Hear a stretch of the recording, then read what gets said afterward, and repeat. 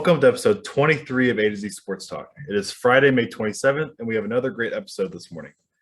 We have our individual list of our top 10 third basemen, along with some other news from around the MLB. The NHL Playoffs officially only have 6 teams remaining. In the NBA, the Warriors have made another finals appearance. And then to finish up, we'll give our predictions for the New York Giants. The G-Men. It's great to be back in person once again. Zach, get us going. How you doing? I'm doing good. I really have not done too much since the last time we had our episode, which was 2 days ago. 2 days ago. I did go ring shopping and put a ring on the wish list. So I'm gonna get that later. Very excited to get that. What size are you? I'm a 11. Ooh, you try this one? Engineers ring. Is this 11? I think it's a 10.5.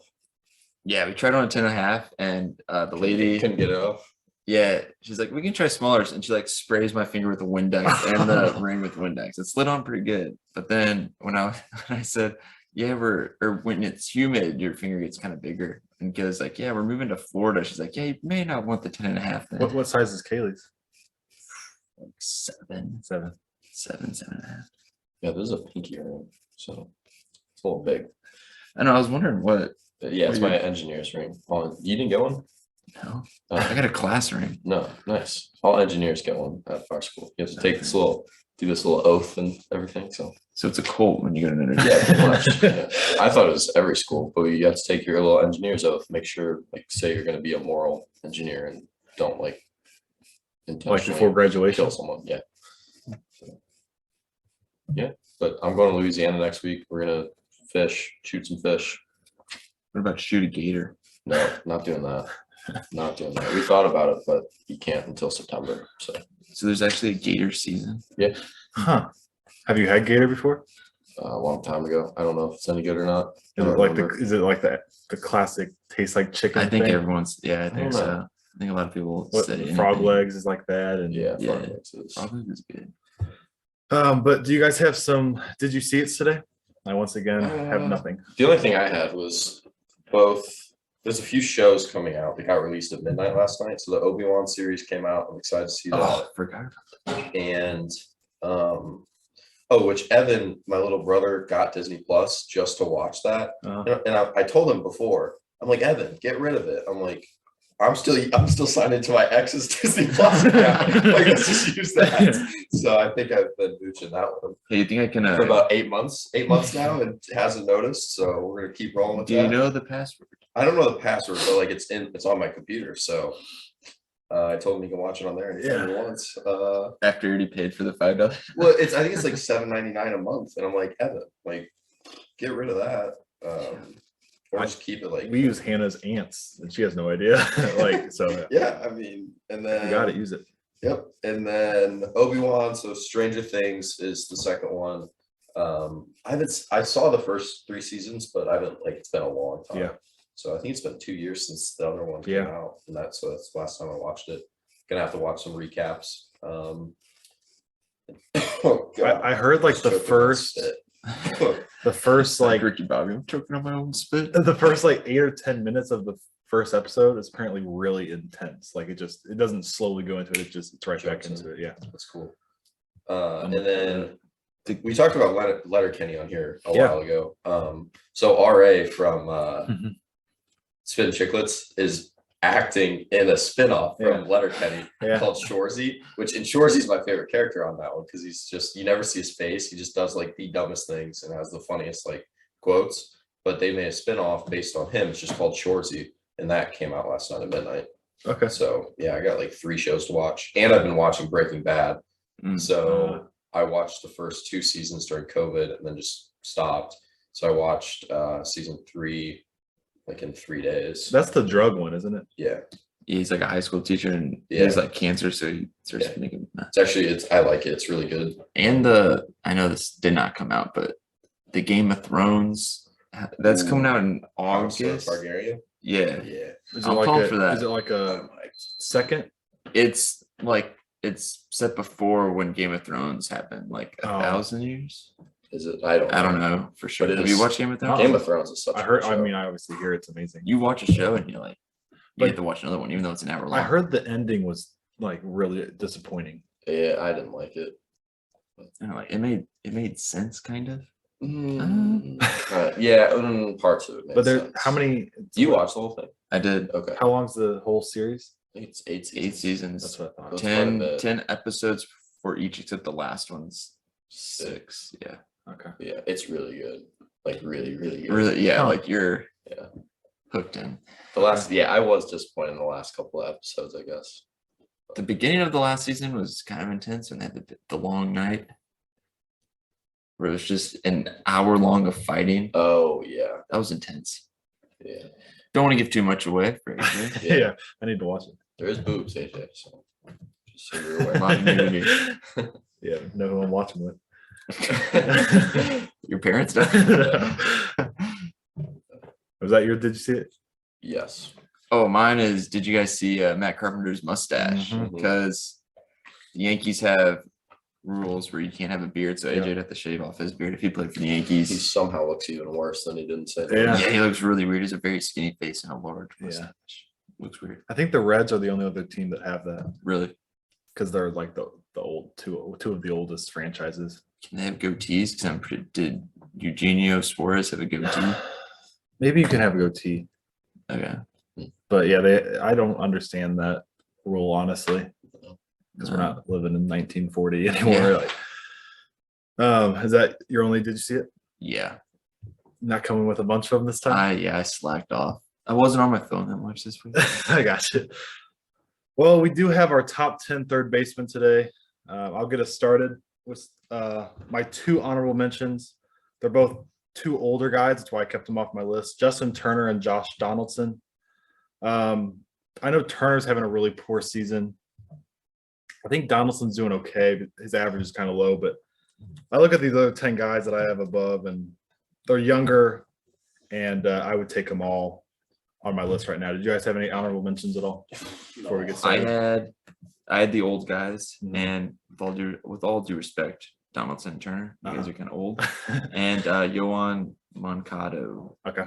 because he's pretty young and has great potential, but hasn't really lived up to the hype, I would say. No, and he was in that sale trade, I believe. Yes. And Yeah. so, And Donaldson's hitting has 5 home runs, 15 RBIs, 238 average, 349 on base, which is respectable. yeah. And I know he's over there, but LeMahieu's splitting a lot of time with him. Oh, is he? over Yeah. there, but I've always thought he was one of the more overrated players in the league. Donaldson, Yeah. Yeah. And Chris Bryant. he won that MVP, and I think people really like. Yeah, he had like a 5-year stretch where he played out of his mind. Was it all in Toronto or was it Oakland? 2 years in Oakland, then 3 years in Toronto were pretty good, and then hasn't been as great. Then Minnesota after that. He had a good year in Atlanta. I don't remember He had that. 1 year in Atlanta, 2019. 33 or Oh. 37 homers, 94 RBIs. Not bad. So my number 10 might be a shock. I had Ryan Mcmahon for the Colorado Rockies. 4 homers, 22 RBIs this year, 255 average, 744 OPS. A guy that's pretty versatile, whatever. Can kind of play all over the place. Very athletic. I think he's a very built guy. 6'5", like 220. I don't know if his numbers are going to be skewed because of the whole Colorado factor or not, but definitely a guy that I believe that should be in the top 10. Yeah, he had a solid year last year. Mm-hmm. I had Alec Baum from Philadelphia as my number 10. He's another guy who's super young. He's 25. He only played 115 games last year, so not completely a full season, but he's playing pretty good to start out this season. He's batting 287, 325 on base, 3 home runs, 17 RBIs. And this one, I kind of put in my top 10 because he's shown in his few years in the league that he's like capable of hitting pretty good and kind of going off the potential. I think he could be a pretty solid big leaguer for years to come. My 10 is Yohan Moncado, like you said, your honorable mention. He's had a horrible year, but he's only played 14 games. And then last year was probably his best year. And I think 2019, he had a good season as well. Mhm. But he's got a little power potential. He had 25 home runs in 2019, which isn't a ton, but also decent. And then he's a good defender now too. He's a plus defender. So yeah, that's why I threw him up here. I think he's got a lot of potential. He's really struggling this year, batting like 130, but he's only played 14 games and he can get it rolling. I was about to say that the potential for him could be a top 7 third baseman. Yeah. Didn't he come up as a second baseman? I think so. That sounds about right. But his defense at third, like you said, is really, really solid. My number 9 was Alec Baum. 3 homers, 17 RBIs, 287 average, 725 OPS this year. Like you mentioned, how old is he now? 25. He's only played 2 full seasons though. Or really 1 full season. Okay. And then this is, one, and that was a 115. 115 games. So I think he could definitely slip out of the top 10, but he's definitely has room to move up in the top 10. I think that rookie year and only 44 games, I don't even know if that qualifies as a rookie. I don't know how many games you have to, do you know how many maybe, you have to? I don't know. It was different because of COVID too. Oh, that's true. That was his COVID year. Oh, so I guess was that a full year then? No, I don't think they counted that as, because Rosarena came up, I think played most of that whole year, and then he's still, or Carlson played. I don't think it counted. Yeah. Okay. Well, he batted 338 that year with a 400 on base percentage. So definitely he's got potential in the middle of that Phillies lineup. I had Ryan McMahon. Yeah, as AJ had. We just flip-flopped.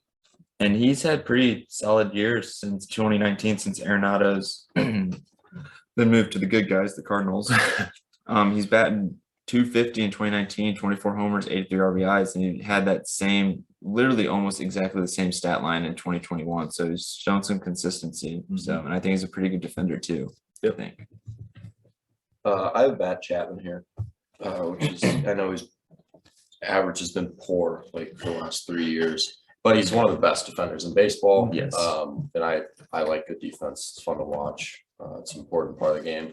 And he's got a lot of power potential. I think even this year, he's already got 7 home runs, I think. And he's only batting like 190, which not great. But I don't know. Hopefully he can turn it around. So yeah, that's what I'm sticking with. I feel like he's steadily declined. Yeah. Because I feel like he was pretty much. I don't know. I know the MLB Network. He's like DeYoung. Yeah. Just comes out hitting good and then just plays good defense, like really amazing defense, but then can't hit. If you threw you probably swing at the wall and couldn't hit it. I don't know if MLB Network's list is always messed up. I think, like you said, Arenado was 8th or something. Yeah, I think that's their shredder list. Yeah. But then each analyst does their own list and they're never the same. Yeah. And the shredder takes all those analytics and a bunch of different stats. But I want to say he was top 5 even a couple of years ago, because he had a year where he had 30 plus homers, I believe, and he's hit 25 homers in every full season. So obviously got the power. But my number 8, are we on 8 here? Yeah. My number 8 was Ke'Bryan Hayes of the Pittsburgh Pirates, a bright spot along with Brian Reynolds over there.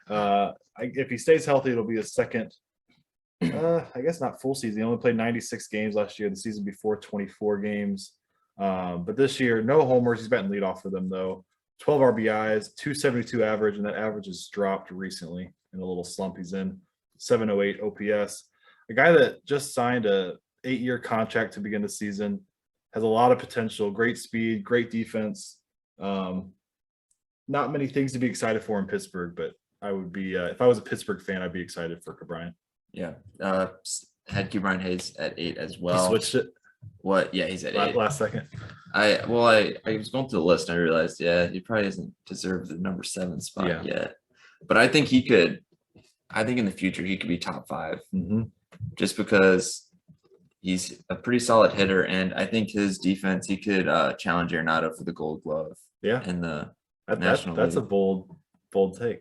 I'm not against it, but that's pretty bold. I don't want him to take it from him, but I think it could happen. I don't have it here. How old is he? 25. Okay. I also have Ke'Bryan Hayes at 8. But yeah, no, he plays really good defense. Super good. I think even, and I know we all hate Jim Edmonds, but we were playing, but we were listening. It was first series of the year, and he was talking about how good Brian Hayes' defense was, and And he then said, what? And then he got hurt. Like the next but pitch. he got hurt next pitch. But he's like, he's a great defender. He goes, he's honestly at this point probably a better defender than Arenado, but name-wise, he's not going to win for another couple of years. The Gold Glove. He's definitely more But- athletic than Arenado. Yeah. Oh yeah. And I think he's already got 5 stolen bases this year, so pretty fun to watch. My number 7 was Anthony Rendon. And we talked about it before we started filming here. In 2019 with Washington, this was his contract year, I believe. Yes. So his last year in that deal with Washington. His last 2 years are really good with Washington. Yeah. Always the contract deal. So Yeah, 34 homers, 126 RBIs. He batted .319, .412 on base percentage, and a .598 slugging. Was third in MVP voting. Who won in 2019? Do you guys remember MVP? Okay. No, Oh, let's see, 28. it was between Rendon and someone else. Was it Bellinger? Oh yes. Was that the Bellinger year? Yeah. So Thank God he fell off the rocker. I hate it. I know he had an injury that next year, or in 2020, he did play the whole season, but it was a COVID year and it was all everybody's numbers were messed up and timing was messed up. But he had 9 homers, 31 RBIs, 286 average. If you play a whole season, those numbers will be pretty good. But last year, batted .240, 6 homers, 34 RBIs, and then this year batting .242. Very good defense if he can stay healthy. How many games did he play last year? Last year was only 58 games, so that injury. Angels get the good luck on the big contracts. If he can stay healthy and let's say do 80% of what he did in 2019 and a couple years before that, because he was also almost 50 doubles.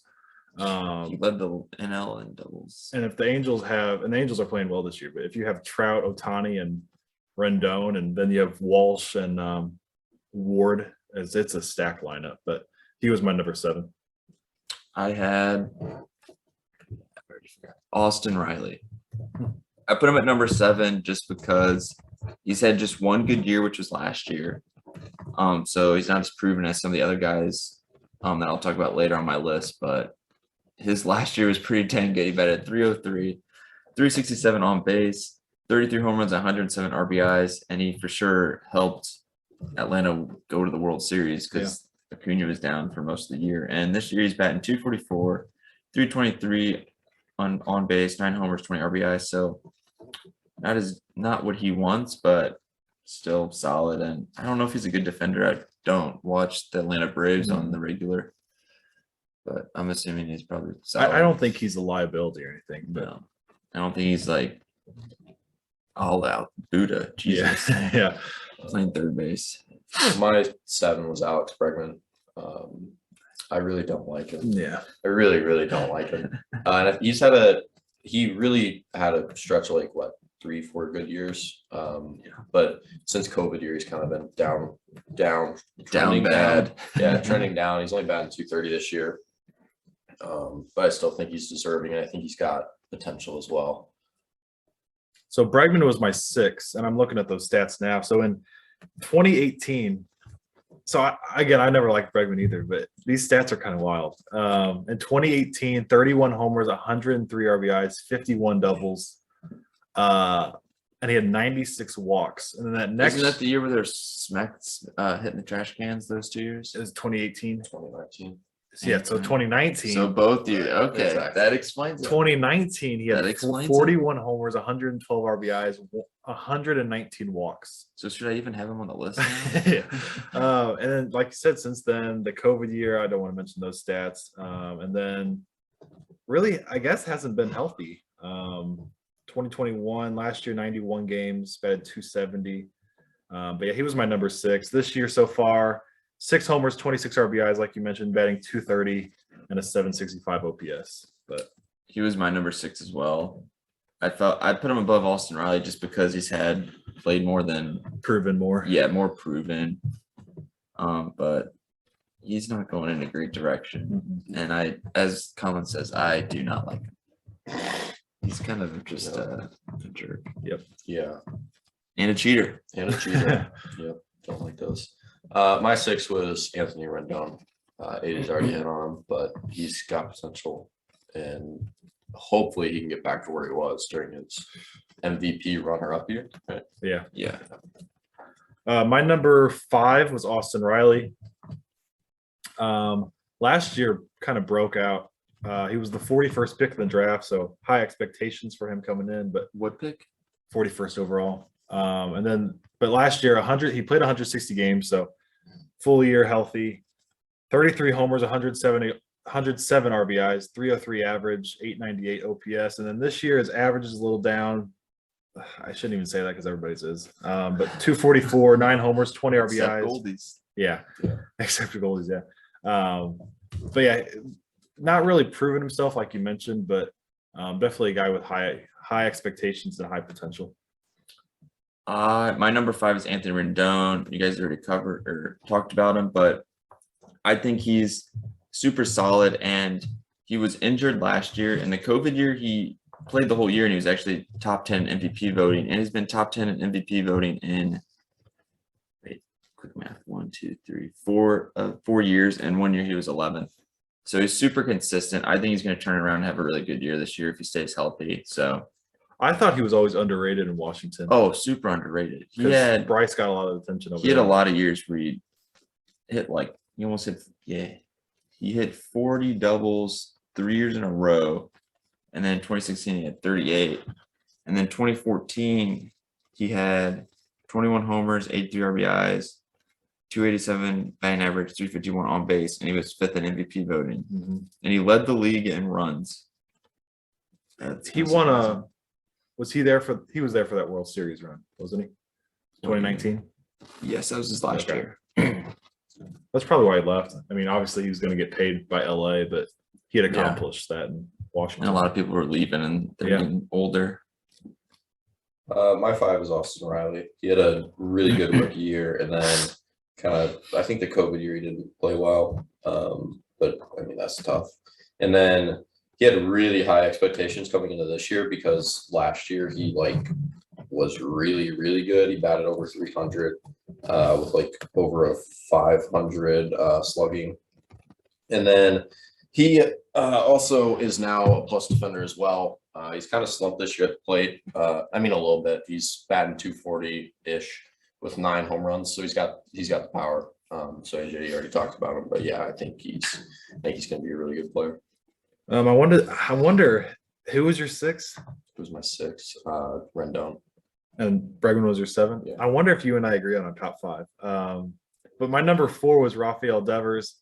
10 homers, 25 RBIs this year, batting 335, 966 OPS.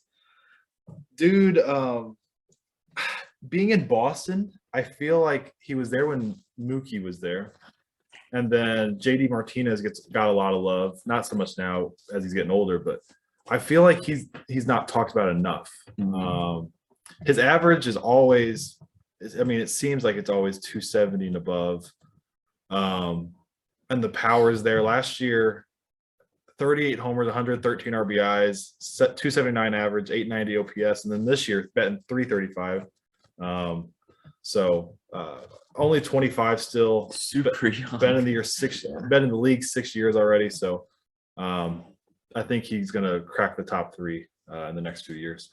I had Devers at 4 as well, and this man can hit. I don't think he's amazing at defense. I think he's solid, not a liability. Maybe in his beginning years, but it's kind of chunky. Yeah.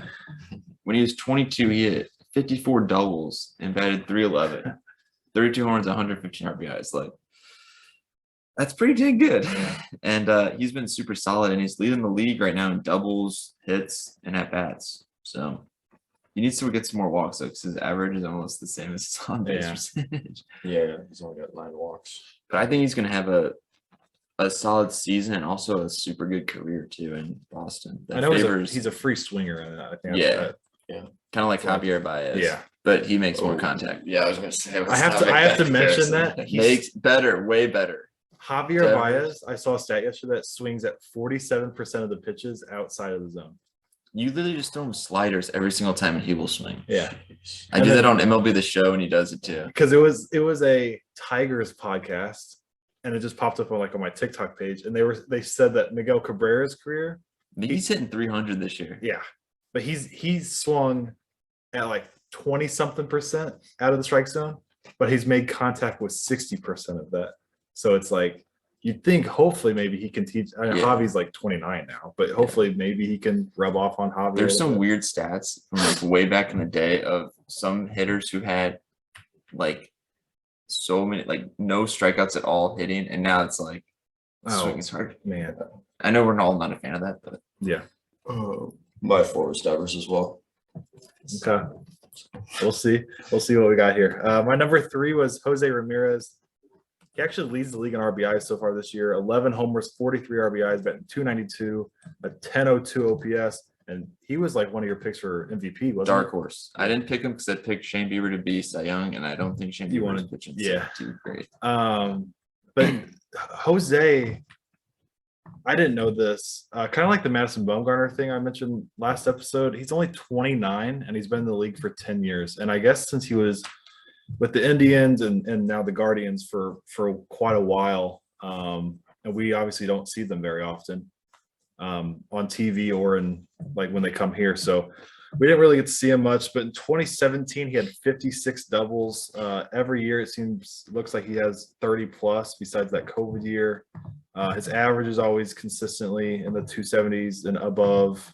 He had a super good COVID year. He was second MVP voting. And for him to have, we mentioned Soto last episode about the RBI thing not being high because of his teammates. Well, the Guardians don't have a lot of offensive firepower over there, and he's got 43 RBIs. So definitely an MVP candidate in the American League. And I feel kind of bad for him putting him at 3, but these next 2 for me are pretty amazing.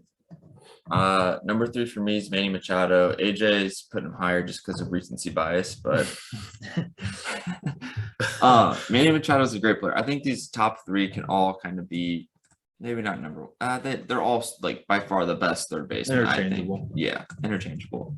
But I didn't realize, I just started looking at Manny Machado's stats, and I didn't realize he came up when he was 19. Yeah, and he was super. I forgot how good he was in Baltimore. Yeah. Like super good. He had 4 years in a row where he hit over 30 home runs and over 85 RBIs. His averages have never been like amazing, but solid. And he's an elite defender. He only has 2 Gold Gloves, which that's kind of surprising. But obviously this year he's been hitting amazing for San Diego. You know why he's got those 2 Gold Gloves? Wait. Because Mr. Arenado's stealing them from him. Yeah, I was gonna say. Besides his Baltimore years. Yeah, I was talking about Baltimore, not San Diego. Baltimore. He's only been in San Diego. Who's winning it those years? Was it maybe Chapman? Yeah, Maybe. It had to be Chapman a couple of those years. I wasn't talking about San Diego. I don't know. But that's what I was gonna say is his San Diego years haven't been as great. Like they've been solid, but not as good of his Baltimore years. Not $30 million worth. Solid. What was it, like a 12-year contract? Something wild. 10. Something crazy. Yeah, it's 10 at 300. Yeah. Decent. But yeah, he's my 3 as well. Actually, I would agree on that. He's playing amazing this year. He is having a great season. Yeah, he had a really good season. He had a good season last year. Yeah, he was my number 2, Manny Machado. This year, I hate to say it, probably the MVP if you finish the season right now. Batting .361 with a .437 on base percentage. 8 homers, 27 RBIs. But for me, it's what put my number 1 over him is that more of the consistency, I would say. Yes, Machado had 4 years of 30-plus homers in a row and a 280 average or above besides that 1 year. But and we can use the Arenado. If somebody wanted to make the argument, Arenado stats are higher because of Colorado. I mean, that's probably a good point, but we've seen it here in St. Louis and be able to kind of perform at the same level. But no, Machado is definitely, for me, in my top 2. I would take him over Jose, especially defensively too. Jose's not bad over there, but Manny's defense, he can make some unreal plays. My number 2 is Jose Ramirez. I've always liked Jose Ramirez. Switch hitter too, correct? Yeah. Yeah, switch hitter, just hitting bombs and playing on. Cleveland was good when he first kind of came up, but now these past few years they haven't been as great. And he's been super consistent over the years, and he's been top 6 in MVP voting 4 times in his career, which is pretty crazy. Manny Machado 3, so Jose Ramirez is better. I'm just kidding. But yeah, he's just an elite hitter and offensive player, and he's not nearly as good at defensively as Manny or Arenado, but he gets the job done. Yeah, I have Jose Ramirez as well. I think Manny Machado has a little more upside though. But I think Ramirez has been a little more consistent. He had some speed. He's stolen over 20 bases 4 times in his career too. Yeah. And he's another guy that's like a short and stocky guy. Which kind of surprised me.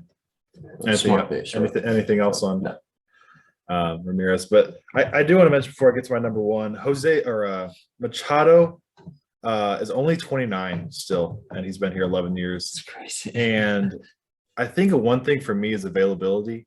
And he has played in 95 or more % of their games in 10 of his 11 seasons. That's crazy. Besides his rookie year where he came up halfway through the season. So that's nice. Do you think he could be a Hall of Famer? Yeah, I definitely believe so. Keeps it up a couple more years. I don't know if I said this 5 seconds ago or not, but I meant to say it. I want to clarify. I do not like Manny Machado, but I can't not acknowledge. I'm not a huge fan of him either. I can't not acknowledge what he does. He does have a cool name though. It does. And it's a good name. He's a flashy guy. Very pretty swing and Javier. Fun to I don't know why I watch. keep saying Javier Baez. Yeah. Better than Javier Baez. And then my number one was the hometown guy, Nolan Aronado. This year, besides Manny, probably, I know he's in a slump right now, but besides these last week and a half, 2-week stretch, he's been an MVP candidate. 9 homers, 32 RBIs, 283 average, 887 OPS. Is it 10 straight Gold Gloves or 9 straight? 9 straight. Again, availability. 111 has been the fewest games he's played in the season. Everything else is 130 and above. And then I think the reason I put when I was making this list, I put him over Manny because his career OPS is higher. Which I've always WAR higher. It might be. I just got off Manny's. He's 46.9 WAR. Who's this? Nolan's. Okay. I'll look up Machado's. Keep talking. He's won a Gold Glove every year he's been in the league. Yeah. That's insane. And Machado is 48.4, so he has higher WAR. Yeah. And they've played just about the same amount of time. Also, I think Manny's played 1 more year. And he's 2 years younger. Yeah. But OPS has never been a stat I've really paid attention to. I've been more of just the basic homer, RBI, batting average, and stolen base, whatever. But as I've kind of grown, I guess, as a baseball fan, looking at on base percentage and slugging and OPS is pretty important. And I'm still trying to figure out WAR. I'm trying to figure out how that really applies. I think it's wins. It's wins above replacement. But how do you? It's like the average player in the league, I believe. Yeah, average third baseman. Maybe average. Yeah, I think so. Yeah, it's average at the position for not a start. Was it a starter or I think so. Okay. So yeah, because a WAR of 0 to 1 is average starter, and then above that is I don't know how they do it. Good player. Yeah. There's some stats I have no idea how they do it. I don't know how they do OPS plus. I see that on here. Yeah. That makes no sense to me. Yeah, I don't. I've also never tried to understand it. So. You ever went to typed in and you go to what is the thing that does all the stats? Fangraph? No. Oh yeah, Fangraph. Yeah, and I'll look up new best pitching stats and or hitting, and I'm looking at how they calculate it. I'm like, it's ridiculous. X-Wobo was the one that I see all the time. I have no idea what that is. They need to I don't like the acronym. Just type out on base percentage. Some people who first come into baseball what is OBP? Yeah, I know in Milwaukee they started doing, instead of 3 major stats that come down under their name, instead of homer RBI average, homer RBI OPS now. So people have to. I guess they're trying to. Yeah, they do that at I think Cardinal games. Do they now too? Yeah, and they have Cardinals. They have walk percentage and strikeout. I like percentage. that. That I like. Yeah. I also really like hard hit percentage, because Yeah. I think a lot of averages can be kind of looked at as bad, but if they're being unlucky for a month and a half stretch. But like I said, Arenado is my number Get back one. on track. Yeah, Arenado is my number one, and that might be just kind of hometown bias because we see him all the time and we know how amazing he is. But definitely one heck of a player. I have Arenado as well as my number one. Won 9 straight Gold Gloves. Manny only has 2. We're all gonna have Nado number one. Yes, we all have Nado number one. Yeah. He's hit when he was with Colorado from 2015 to 2019. He hit over 37 home runs each year. 3 of those years he had over 40, and had 3 years he had over 130 RBIs, which is insane. And he had averages all above 285. So I feel like that kind of just states how incredible he's been. And he was top 10 MVP voting all those years. It's been an all-star, 6 years? Yeah. And Gold Glove 9. Crazy. Doesn't have an MVP yet. Yes. I want to see him get one of those. Yeah. And right now, I pick Goldie. his teammate over him right now. Oh yeah, for sure. Goldie's playing on another level. But Arenado, hopefully he had a great year last year. Hopefully he raises his average and on base percentage a little bit and gets more to the Colorado averages. But if he just does what he does last year and raises it just a little bit, I'm perfectly fine. If he just gets like, what was he last year? 259, 255. 255. If he can get like, what do you guys think is what we want him at? I say 270. 283. That's where he's at. I would love I mean, that. if he's hitting 35 home runs, even last year he batted 255, but I think he led our team in RBIs. Yeah. I mean, he had Goldie had 99. all his advanced metrics were fantastic, Mhm. even though his average was down. Yeah. And he got last year was his first year, right, with us. Yes. So and we have mentioned it before. We think he was maybe pushing a little bit. All players have come, like Matt Holliday when he first came, he was a little Goldie too. Goldie. Yeah, Gold. He had a slow start. Then he always heats up in July, but this year he's heating up in May. I know, yeah. But yeah, I had Arenado as well. Also, going back to the WAR, a scrub is 0 to 1 WAR. So WAR is basically just a Scrub. yeah, that's what it says. But it's WAR is basically taking just some random free agent and sticking him in the your spot, or Okay. a minor league replacement. Okay. So, and then MVP is 6+ WAR. Okay. I think he's had Just 6+ to go WAR basics. most of his years. Huh. Okay. Anything else on Nado that we haven't touched on? So we'll start with our small Cardinals update, since we've only had 2 days in between. But we lost the second game of the Toronto series 8-1. Yeah. And I didn't get to watch a lot of that game, but I did not. Hicks did not look. I know great. Hicks pitched Came out of and he's on the games, yeah, IL. he's on the They IL. placed him Yeah. on the 15-day. I think he had 78 pitches in 3 or 4 innings. Yeah. So definitely not efficient. I do like that he's getting his pitch count up to Yes. almost 80. But then we started last night a huge series with the Brewers. We're 3.5 games behind them. It's not for me, it's more of a tone setter. Are we 4.5 now? Not 4.5. Yeah, because we lost last night. Oh, But yeah. we played good. We just Yeah. we had some excitement in the 9th inning. Yeah. We have to get to their starting pitchers because Yes. their bullpen's ridiculous. And I know they didn't pitch Devin Williams last night because he pitched 3 straight games. And then Hader, we made him work. I feel like every time Hader comes in against us, we He kind of hasn't given up a run all year. really Yeah. same as Helsley. Helsley, yeah. So I like that we made Hader work, and maybe it's a 4-game series. Maybe we don't see him tonight or tomorrow, and that's a plus you can take from that. But we lost 4-3. We're now 24-20 on the year. My 2, I think, storylines I took from that is Goldie, another homer, staying. I know we red hot. didn't mention it on Tuesday, but Monday night I was at the game, hit a walk-off grand slam, Yeah. which was awesome. Yeah, I don't know how we forgot about that. I think we talked about it before we even I got think on that was here. it. And then my other storyline is, and I literally put it here, a little play on, not really play on words, but I put Palante praise, little PP there. 22 innings now this year. Don't like the PP praise. 22 innings this year, 2 runs allowed, a .82 ERA. I don't know if people just haven't figured him out because he's new to the league. Yeah. We see that a lot of times. But he's been great. Last night had like 3 innings, no runs. Guy you can kind of stretch out to pitch a few innings, but also can pitch your 8th inning if you need him to. So he's looked really good.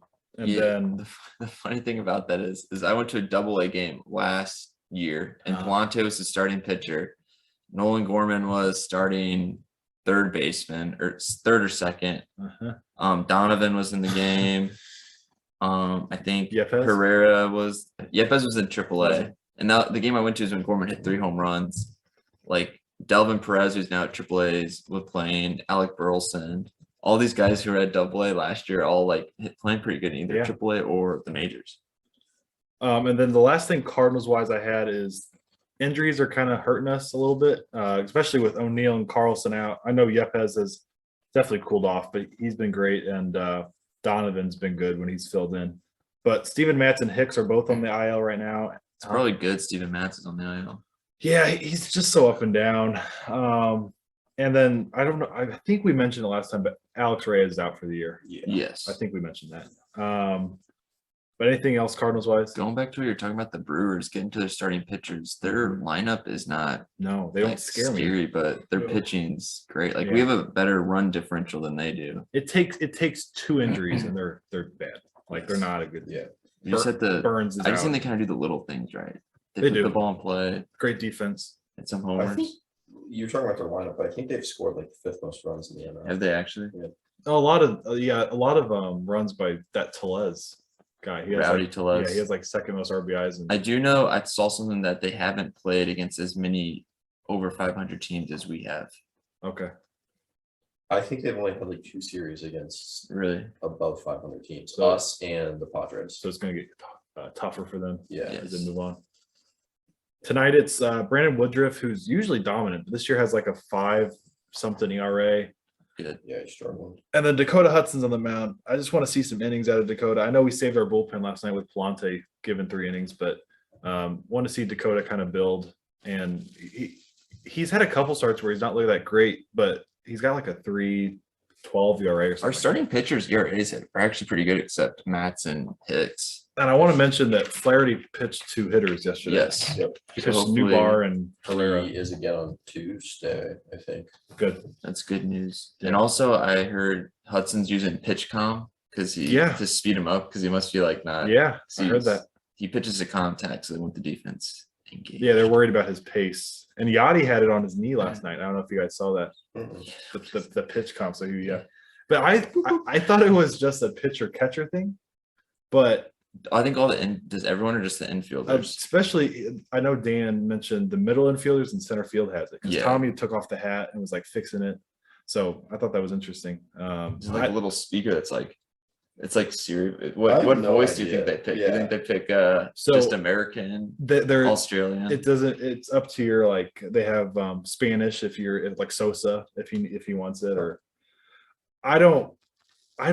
If you want to do it, sure. I don't think it changes that much. I don't really like it, if I'm being honest. I just think it's too much. Yeah, It's it's just- a little, and I've the seen baseball. problems with it where people Like have what's wrong with just doing this? 1, Yeah. fastball, 2, change up or curveball. and they do so many, like they do on like the second one or whatever, and so it happens. I think very rarely that they're stealing signs like that, but I think the Astros thing kind of put everybody on this watch. I like stealing signs with like video cameras. That's like should not be. Yeah. But like stealing signs if you're on the base and you like look down, you can see the guy or the and you get that's part of the game. Like, Yeah. Not just being Just get an smarter. advantage. Yeah. Yeah, or just being lazy on the other team by not having a unique sign. But before we move on to the rest of the league real quick, it'd be nice to get at least 2 out of the series against the Brewers, hopefully 3. But I know Sunday is Burns, so that's always tough with him on the mound. But around the league, I have a couple teams to mention real quick. The Mariners are now in last place in the AL West. Like, extreme disappointment. I had them winning the team, division. AJ. I was gonna say, I had them yeah. winning the division. JP Crawford and Ty France have been great. And then Julio Rodriguez, who I think you're pretty high on, is coming on strong here these last few I don't know if I'm games. high on them or usually when like a top prospect just comes up, I just get like really Excited, Like, I yeah. want it to be good. Yeah. But top prospect for them is Jared Kellenick, and he's been sent down to AAA again. He's been awful. Sucks. And Robbie Ray was a huge signing, and he's got like a 4.5 ERA. And then Winker and Suarez were big trade pieces they got, and they've been bad. And yeah, it's been Winker, a mess. You just throw a lefty at him, you can't hit. Yeah, and it's a righty for Suarez. It's kind of like the Suarez, I don't think can hit anything. let's mention Baez again. It's kind of like the Baez thing, Yeah. where you just throw him sliders and he's whiffing on it. But and he'll make contact with one and it'll fly, but that's very rare. Then the Reds beat the Cubs last night, 20-5. The Reds are hot. Nice. Kyle Farmer had 2 homers.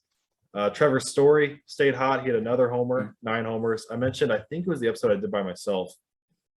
He had a 3-homer game. Yes. So Didn't he have another 3-homer game? I think he had 1 or 2 homers the next day.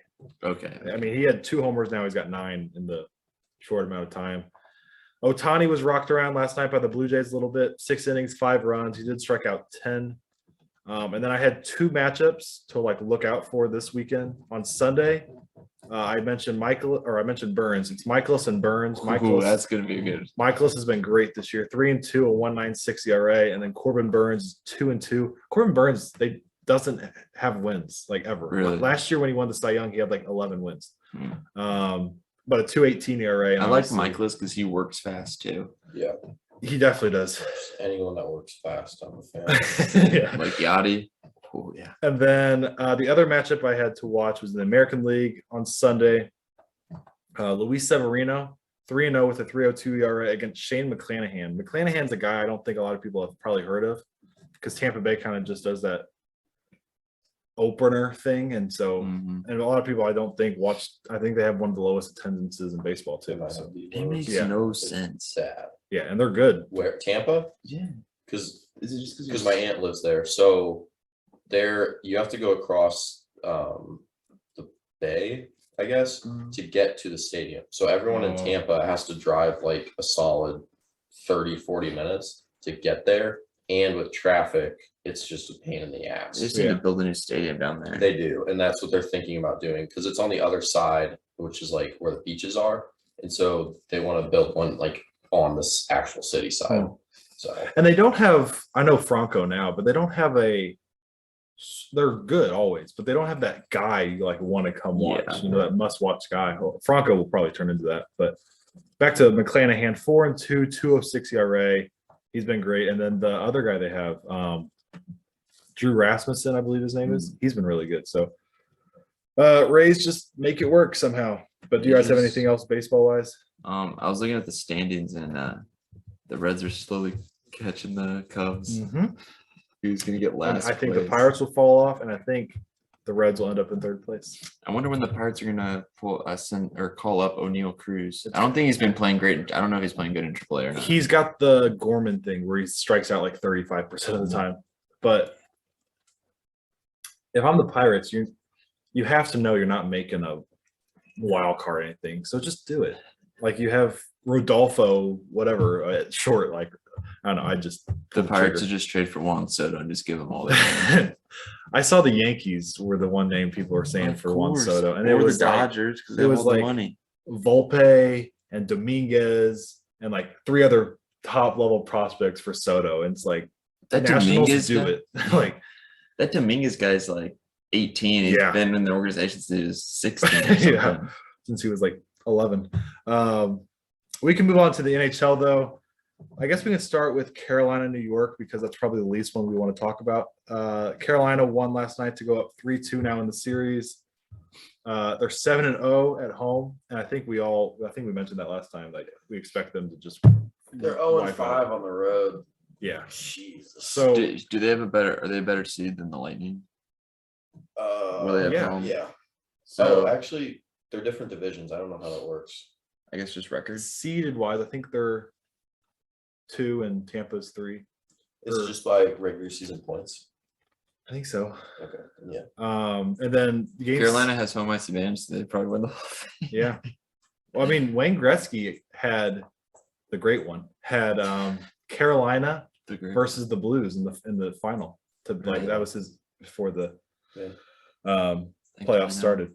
But No, who do you guys think in Game 6 tomorrow in New York?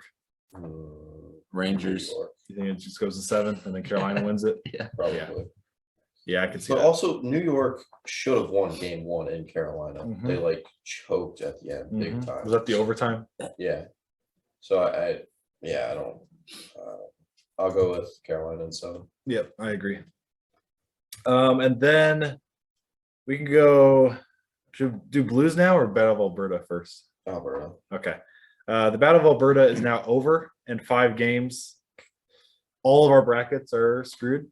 We all had. Do we all have Panthers, Flames? I think I did. I know I did. Did you have Lightning? No. You No. did. Yeah. We talked about Talked that me out of it. I know originally when I did my first one, and I think I might have made like one prior and then like one when I came and talked to you guys. I think in my one prior I had Tampa and Calgary. So Calgary disappointed me big time. so much. The whole playoffs, Gaudreau had 3 goals. I'm not putting the blame on him. And I do want to mention I was wrong. Kachuk has 1 more year. Gaudreau's a free agent. We mentioned last episode. So Yeah. I have to throw this out. I have to throw this out to you guys before we finish with the Battle of Alberta. Would you trade Kyrou and Perunovic and a first for Kachuk? I know it sounds like Perunovic is the one that I'm interested in. Perunovic. I would Is not. he- is he I don't in think the I would minors? trade him. I would trade. He's in the minors. I would trade Kyrie in a heartbeat. Okay. He hasn't Yeah. played good in the postseason. Well, he's reverted back to how he's played the last few years. Where he's just so damn soft, It's soft game. Yeah. Yeah. and he's just done nothing. Yeah. So I would trade him. I like Perunovic though. So Perunovic is up right now, but he doesn't. I also don't think even if we had Kachuk for a season, we would be able to re-sign him. Exactly. Does the first mean anything to you? Because our first is always a 27th pick or Yeah. something crazy. I'm just trying to think of anyone else that we could throw on there besides Perunovic with that. I think we should just wait and try to sign him. I Oh probably yeah, ask for it it's more. not gonna happen. I would not. Mhm. But yeah, I don't know. That was just one. I think my dad actually came up with that one. I was going to say I looked it up. I think my dad just pulled that one out of his butt. So, but I thought that was interesting. But no, McDavid had a game winner in overtime last night to beat Calgary and advance to the Western Conference Final. Him and Draisaitl, there was some stat where they had so many points in the They're postseason. insane. They're absolutely Yeah. insane. And the pure emotion he showed was just kind of. I obviously was cheering for Calgary, but Has he won a playoff series, or has he been in the playoffs before? He's won a playoff series, yeah, but never this far. he never is far. And I've mentioned this before. Whoever wins at that Blues Avs series beats the Oilers in 5 or 6. Yeah, I think I I think it's pretty easy. I think McDavid will steal a game or 2. well, I also Draisaitl. think Draisaitl. Mike Smith has not been No. great. No. He's been so inconsistent. Yeah. So you just never know. But there were 4 goals in 4 minutes last night. Yeah. It was just like back and forth. Not 4 minutes of game time. 4 For minutes of real time. Yeah. It was in 1 minute and 10 seconds of game time. There was 4 freaking goals. Yeah. Markstrom really let me down. Let all of us down, I guess. Yeah. He was a guy I was really high on. I was talking to even Vezina talk. I wasn't going to pick him for it, but I think he should be in the conversation after his. I think he had like 10 shutouts this year.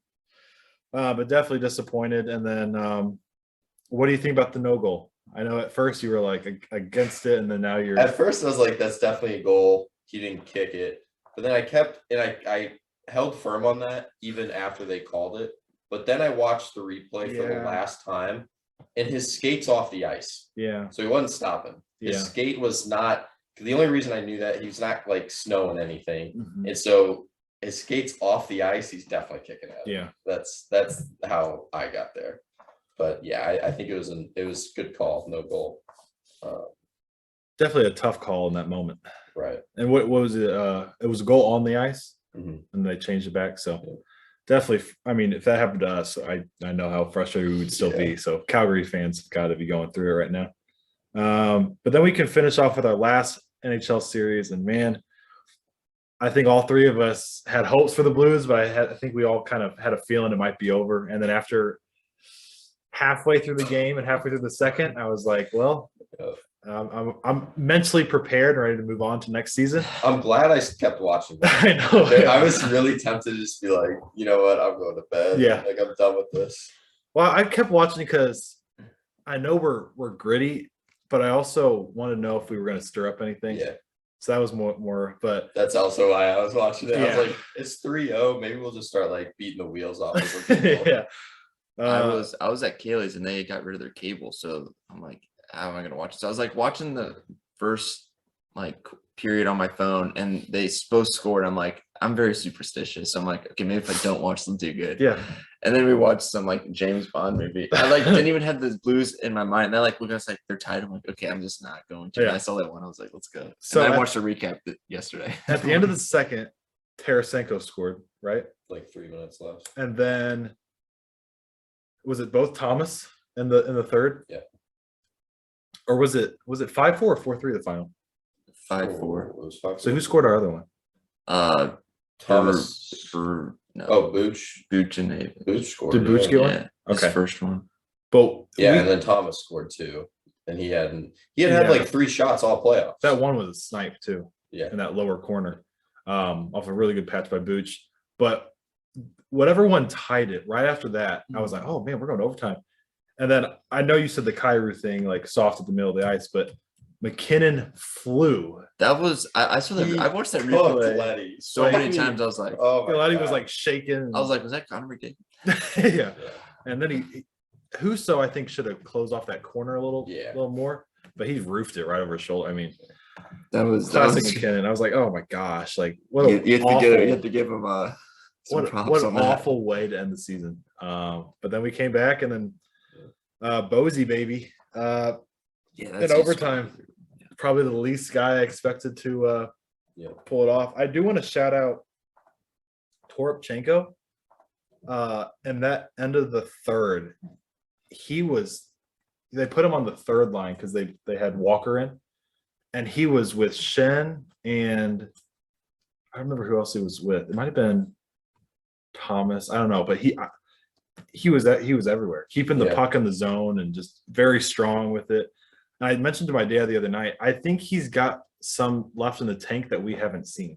Oh yeah. And because I'm watching him in warmups in person the other night, and he's roofing stuff, and like I know it's easy when nobody's in net, but he impresses me, and I think He's gonna be a good player. he he didn't do this in the minors though. He wasn't a high scorer. He was kind of just a hit everything guy.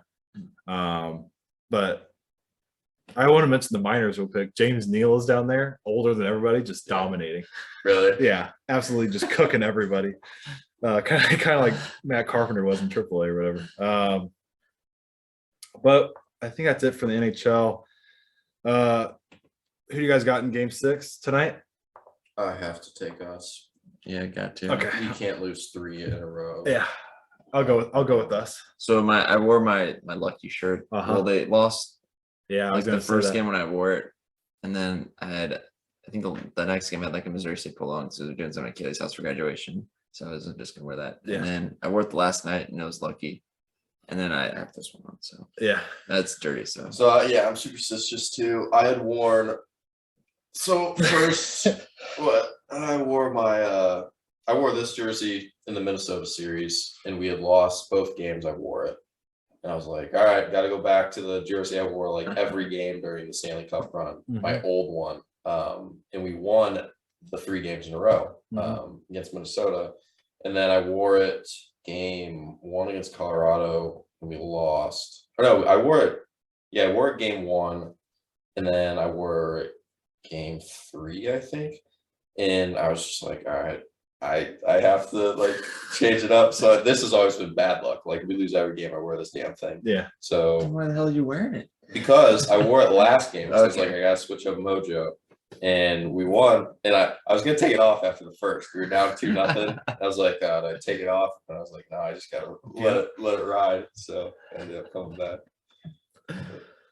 Yeah, I got Blues tonight also. I think the key is to come Surprise, out. surprise! We chose the Blues. Yeah, Yeah. We need I saw this, someone had tweeted this. They go, do you want to blow the like roof off that building? Have Bennington bang the drum before the game. Oh my That gosh. would be insane. I would love to see that. Do you think Stan Kroenke's gonna be there?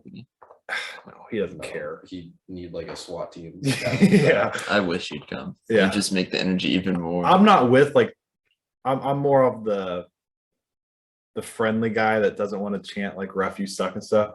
I was fine with chanting Cronky sucks the other night. I was completely fine with it. I love a good boo. Yeah. I know It you just mentioned that sounds before. great. The key is to come out flying from the get-go though. You can't come out flat.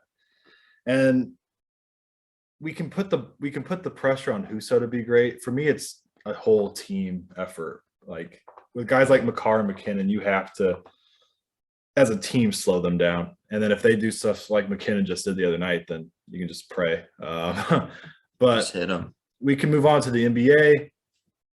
The Celtics Heat had a really intense game 5 the other night. Much better basketball to watch. The Celtics are now up 3-2 in the series, and it was a major swing game that they won in Miami.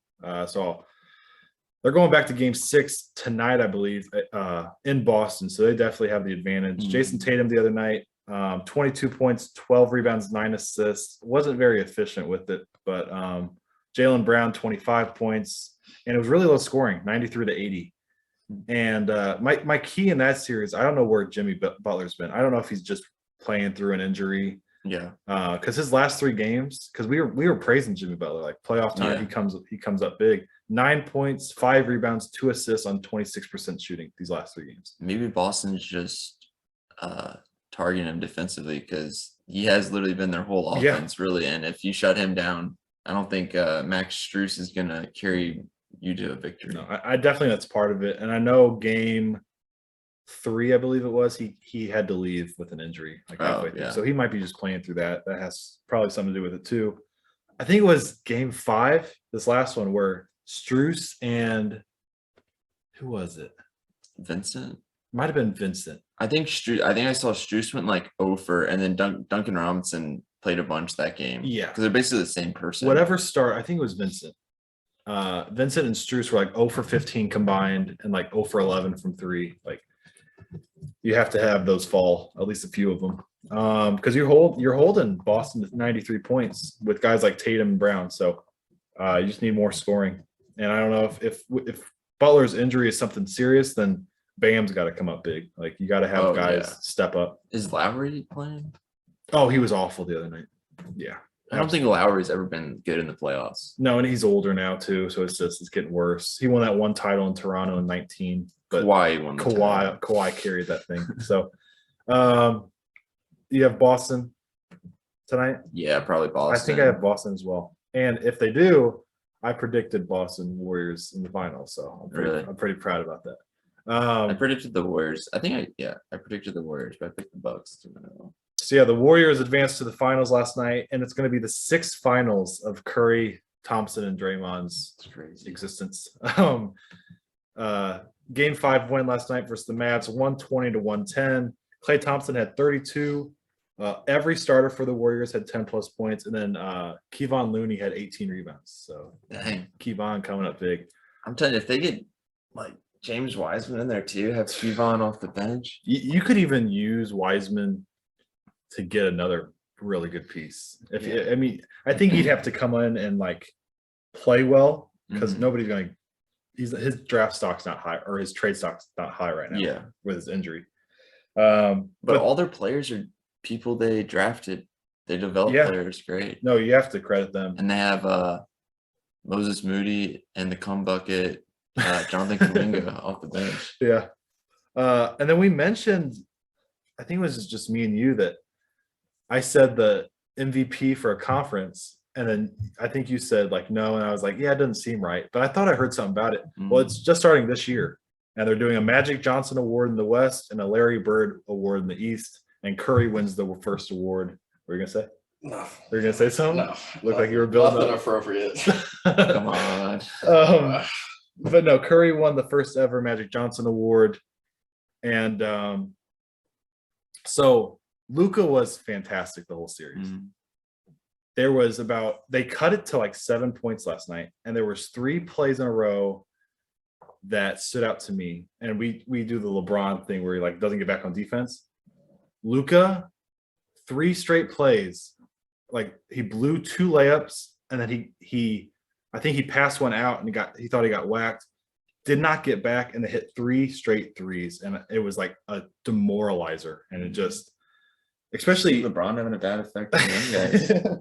especially like Awful role model. Especially like with the Warriors, you have to be locked in because I know that from playing 2K against them. If you go back in the day, I played Hall of Fame against the Warriors. Every team to see how many teams I could beat them. And if you left them open, they would drain everything. Yeah, you have to be, and that's why when the Cavs beat the Warriors in 2016, everybody was locked in that 3-1 comeback. LeBron and Kyrie and all the role players, it was all in effort. Kevin Love, you always never give him any love. Yeah, K-Love. But they were all so locked in, and it reminds me of that Blues Cup too. There was no mental lapse. Well, yeah, you had to have that to win a championship. When David Ortiz in 2013, he hit like 700 against us. They're always like, he's locked in. Well, no, duh. He's hitting 600. But I heard something that Luka, over the season or playoffs, he's number one and created most like scoring chances or like wide open shots. Yeah. And the Mavs have shot 33% on the wide open shots. Yeah. And if you look on their roster, it's really just a bunch of rotation guys. Yeah. He lulls you to sleep as a defender. Mm-hmm. And then guys get flat-footed, and then guys are open in the corner. Mm-hmm. The other night, I don't remember what game it was. Game 3 maybe? Yeah, I think it was game 3. Reggie Bullock played 40 minutes and had 0 points. He's like over 10. You just can't have that happen. And so you have to be proud of how the Mavs I would not even pick them to be in this position. So as a Mavs fan, you got to be proud. Yeah. You got to be proud of like where your team went, but they need Luka. And Luka's still like 23. 23, yes. Yeah. He's and Tim Legler on NBA or on ESPN last night was going off on Luka. You just can't have those laps if you're that superstar, because it's that McDavid, like we talked, it's that tone setter for everybody else. Everybody looks up to you. You're the guy. You have to be that example. And even if they would have won, I don't think they come out of it. No LeBron talk. No LeBron talk. I really was but even if he didn't have those lapses, they came out flat, and I think he shot 10 for 28. But it's not Luka's fault. The Warriors are a wagon, and the Mavs didn't have enough. And they play real offense. So if you're the Mavs, we've mentioned in a couple episodes now in a row, you have to go get one of those centers we mentioned, or a wing presence, or you can't run it back. Just don't get James Harden. No, and that would be terrible. Mm-hmm. Luka and Harden would just be stealing the ball from each other. But I guess so. The Warriors move on. Game 6 of that series is tonight, and then we can move on to our final segment. Our next NFL team in the NFC East, the New York Giants. I have them at 6-11, some improvement from last year. They were 4-13, but what do you guys got? I had 6-11 as well. Okay. 5-12. Yeah, I was going to say 5-12 or 6-11. I'll just name off the games that they have a chance to win. I didn't have garbage. They could beat the Panthers, the Jaguars, Seahawks, Texans, Lions. I think they could beat the Commanders once and possibly steal one from the Eagles, but that's about it. Well, I think it'll be a better year from Daniel Jones. And I think as Giants fans, they probably said that the last 3 or 4 years. And then I do think they had a great draft, though. Exactly what I was going to say. Evan Neal and Thibodeau are very exciting. You know what? I'm going to come up with a bold prediction. I don't know how to say it. But I think they will lose really close games. I think they're going to not be blown out a lot. I think they're going to be in tight games. I can see that. I don't think they'll finish it. Yeah. I think Thibodeau, I think he's going to win Defensive Rookie of the Year. I'll call it. Okay. I think he's better than Hutchinson and Walker. Like, way better. I don't know why he dropped, but yeah. Over Hutchinson, you said? Yeah, I don't think Thibodeau is way more athletic, I think, and quick. And then I for the sake of the NFL, I hope Saquon bounces back. I hope he's healthy. I hope he To win what Colin said there, max 6 games, they have to have Saquon. Yeah. And then they have Kenny Galladay as a wide He didn't even receiver. play last year. He was injured all the time. Yeah. And I was like, I wonder what their wide receiver pieces are. And they don't have Shepard. and Tony. That He was explosive. He's so fast. Yeah. So Galladay was really good in Detroit with a bunch of bums as quarterback over there. So Matthew Stafford. well, was it really just Matthew that I'm pretty sure, unless Matthew Stafford got hurt. I'm trying to think of I guess I'm thinking of that year in between. Last year was the first year Matthew Stafford Was it on really? the lines. Yes. Huh. Yes. I thought there was a year in between. So I No. take that back. I take back the bomb statement. I'm a Stafford And fan. Marvin Jones is on the team, so Yeah. it Okay. wasn't just And then I guess my final analysis is that I guess the fans should be looking forward to watching Barkley. And I say have fun watching. Holy cow, watching the rookies. They should young- expect some pain in a long season. yeah, It's gonna be tough. I think they're in that stage where, like I said, with losing close games, I think they're in that stage where I think, and we all have them being better than they were last year, but I think they're in that stage where it's not going to be, you're not contending for a playoff. You have to go through that improvement phase and like taking the small victories of like, we don't know this very well because Blues are the last 10 years have been pretty good. And the Cardinals, I guess we know the Rams whenever they were here, kind of just taking those small victories and like watching people grow. And I'm trying to think, even before the Rams left, like we got Aaron Donald and Todd Gurley. And I just remember thinking, oh, they're going to be here and it's going to be like fun watching them grow. So this is not a hot take at all. No, finish your hot take. I was just going to say, we all know they're not going to compete with Dallas and Philly for the division. So don't want to compete with that. build, pump up your head over there. But anything else from you guys, Giants wise? Daniel Jones after this year's, they think they'll resign him. I said they're going to draft a quarterback. Yeah, they'll get rid of him. Do you think he'll be? You think he's going to be a starter anywhere else, or just lifelong backup? I bet he'll be a starter. That's some poor team. Not good starter, but I think he'll be. I think it could be They'll get another chance. I think he could be a top backup. I'd take him as my backup quarterback. You know who he reminds me of? Mitchell Trubisky. He's not that bad. Or I think Trubisky's better than people think. I think so too. And he's going to get that. He's starting in Pittsburgh. Except he's at Pittsburgh, which a team I don't like. Yeah. So I think Daniel Jones, like you said, will get a chance somewhere else. He's also the fastest quarterback in the league. Dude can fly, but also fall at the 10-yard line. I actually saw him in college. Duke played Clemson my freshman year. Yeah, Duke quarterback. How often do you see Duke football players kind of shine like that? I think there's actually been a couple. Shine. Yeah, shine. Yeah, I'd take that back. But anything else you guys got? I have something that's non-sports related that I was gonna. So yesterday we went to the hill and we're eating. I was going to the bathroom and I walk in and there's like a guy in there after he washed his hands. So I was like, oh, I'll hold the door for him. But then you're just kind of sitting there and he's like standing there. So I was like kind of awkward holding the door. So what's your like holding door policy? Like how long do you guys hold it? Cause like even in school, like you're walking out and there's someone behind you and you like kind of look and hold it and you're like, you have that like awkward where you hold it for too long. Is it a cute girl behind me? 'Cause I don't hold it for long.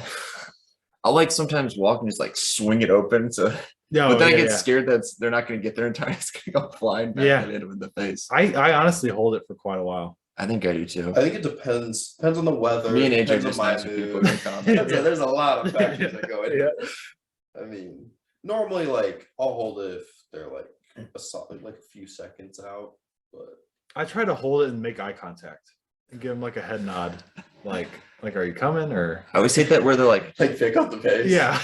if they're in like kind of in between distance away from you and you're walking into a door and you like kind of see them and then you open it and they're you kind of like sit there and think. Sometimes I'm like screw it, just let it go. Well, it's like sometimes you like look at that you hold it, you look at them, and then they're like kind of far away, and then they nod and like they're like thank you, and then it's just like enough distance has passed to where something else should be like said, right? And just nothing is said, and you're just like standing there and you're just like, You know what a pet peeve of mine is? When they don't say thank you or or especially when you hold it for that long time, and they just walk by. Like it makes me not want to open the door. I sometimes will like hold it. open it, and then sometimes I don't realize someone's behind me, and I like comes out of my hand, and I like stick my foot out, like try to like, hit it. I do that all the time. Yeah. I do want to start bringing in like. I need to start like writing down my pet peeves because like stuff happens. I'm just like, are you kidding me? Yeah. And I forget it, and I'm like, yeah, we need to start bringing our non-sports segments in here again. yeah, I'm just gonna make a note on my phone. Just call it pet peeves. But do you guys have anything else for this episode? I know next week, I guess it's just me and Zach. You'll be out of town. Yeah, I'll be in Louisiana. We'll be in the marsh. Chilling out in Catching some Louisiana. gators. Bayou. So I guess Zach and I will be back Tuesday, Sure. early next week. So we will see you guys then. Thanks for listening. See you guys. Yeah.